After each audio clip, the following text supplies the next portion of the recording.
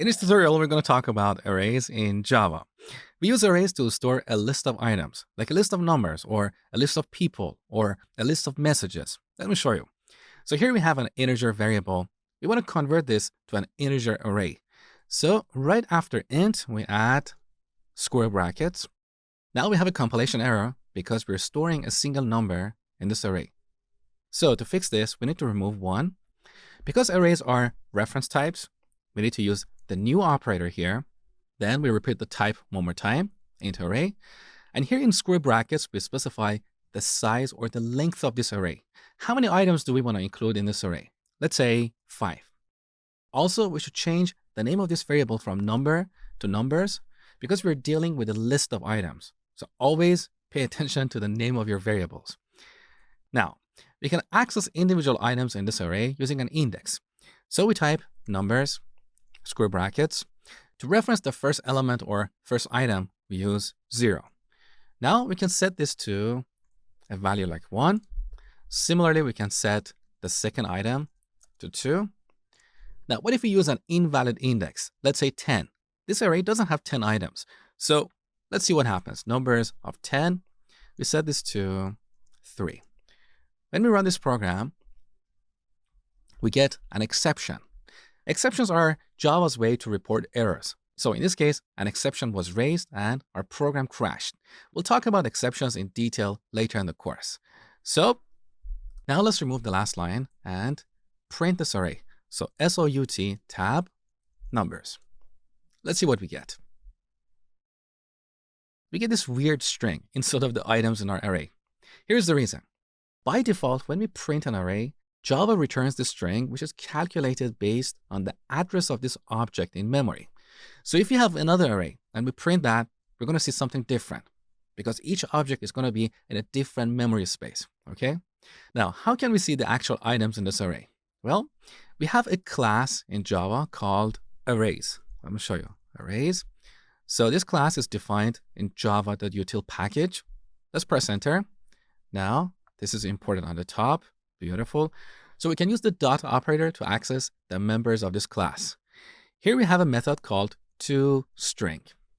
Now, as you see, this method is implemented multiple times. So in the first implementation, this method gets a float array. In the second implementation, it takes an integer array, and so on. So for all primitive types as well as reference types, this method is implemented multiple times. This is what we call method overloading. Now, we can call this method and pass our integer array, and this will return the string representation of this array. So we can cut this from here and pass it to our print method, like this. Now, let's run the program one more time, and here's our array. Beautiful. So the first two items are initialized. The others are set to 0 by default, because here we're dealing with an integer array. If we had a Boolean array, all items by default get initialized to false. If you have a string array, all items get initialized to an empty string, okay? Now, this syntax for creating and initializing an array is a little bit tedious, and it's an older syntax. There is a newer way to initialize an array if we know the items ahead of time, like in this case. So I'm going to remove these two lines. I'm also going to remove the new operator. Here we use curly braces, and inside these braces, we add all the items in this array. Let's say 2, 3, 5, 1, and 4. Now we have 5 items, so the length of this array is going to be 5. We can read that using the length field. So if we type numbers dot, look here we have this field. Look at the icon, it's an F. So this is a field which is like a variable in a class, and the type of this field is an integer. So this returns the number of items in this array.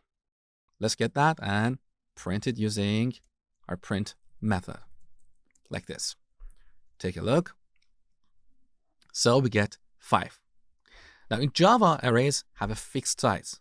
So once we create them, we cannot add or remove additional items to them. They have a fixed length. If you want to be able to add or remove additional items from an array, you should use one of the collection classes that we'll talk about later in the course.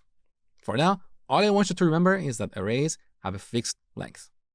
Now currently our array is not sorted. These numbers are in some kind of random order. We can easily sort this array using the sort method of the arrays class. Let me show you. So I'm going to remove this line. and call arrays.sort. Once again, you can see this method is overloaded because it's implemented with different parameter types. So we call this method and pass our numbers array. Now, when we run this program, we can see our array is sorted. Beautiful.